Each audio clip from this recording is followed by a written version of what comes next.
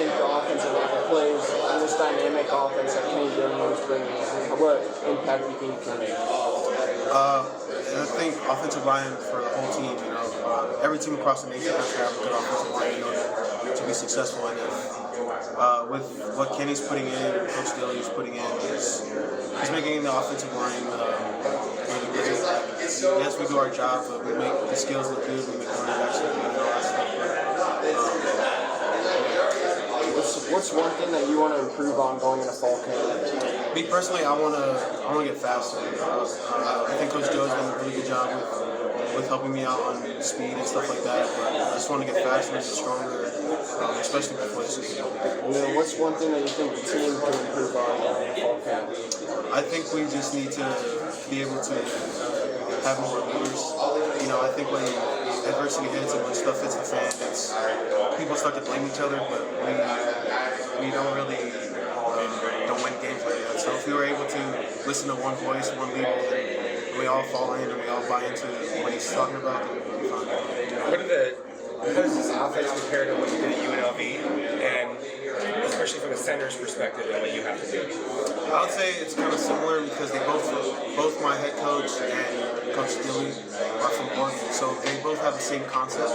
It's just different verbiage, which is very similar to me, so I fit right into this offense. The only thing that we do more of here is GT. I think a lot of that what we do is just GT, whereas at UNLV we would do outside zone stuff, split stuff, but I think with this it's very similar. Do you like having a mix of gap and not gap? Oh yeah, it gives me so much more of an opportunity to get out and create better angles for us on the offensive line instead of just zone blocks and stuff like that where you have to actually move dudes. It changes the gap responsibility on the defense, so it's a different change-up for them. This is why you're talking about wanting to get faster. Yeah. So you can get range on some of these blocks. Yeah, we used to do a lot of pin pull, so I'm used to getting out on the perimeter, but getting faster never hurts anybody. So yeah. Does it feel like you and a bunch of other guys who are like you, who have transferred, may not be getting the type of respect that you guys deserve as players because you did it at not the Power 5 level previously? And how do you just feel about that as a team collectively? For just transfer? Yeah, I mean, I think the players that get the most attention usually in the country are players that are at the most prominent schools. Yeah. And you guys were all very successful, but not at the most prominent schools. Yeah. So I would say that's kind of my chip on my shoulder too. That's why I kind of wanted to transfer from UNLV to the Power 5, only because I know that I can play at this level, and I know I'm confident enough to do what I need to do in order to be a successful center. So I think that having that mindset is going to really help me throughout playing in this conference. When you look at the coaching philosophy and what the coaching staff wants really to implement, do you guys feel that you're in a good place coming out of spring practice with the understanding what the staff wants to do, or do you feel like fall camp is still a lot of work to do in that department? I think spring ball was a good indicator of where we're at, where we're going to be at as a team.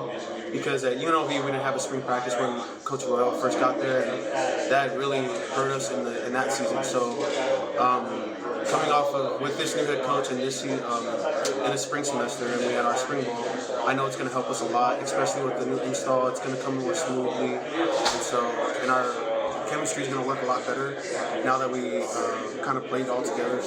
And not that chemistry doesn't matter that much in other positions, but an offensive line, that's everything. Do you feel that's one aspect that you guys were able to develop at a pretty good rate during spring practice? Oh yeah, I think that when I first stepped onto the field with those guys, I was able to gel right then and there because they see the game the way I do, and as soon as I step over the ball, make my points and stuff like that, we all think it's one unit. And at center, it's a lot harder because you have to do a lot of thinking for them. So I think that if we're all on the same page, we'll be just fine. Sione and Kate came in this summer. Yeah. What are your thoughts about them initially? I think they're really great dudes. I hosted Sione when he first came here for his official visit. Really great dude, really quiet, but he can really make a lot of noise on the field. Kate is the same way. Doesn't really talk much, but he's high energy dude, high motor dude. But both of those guys are really great, and I can't wait to see them play.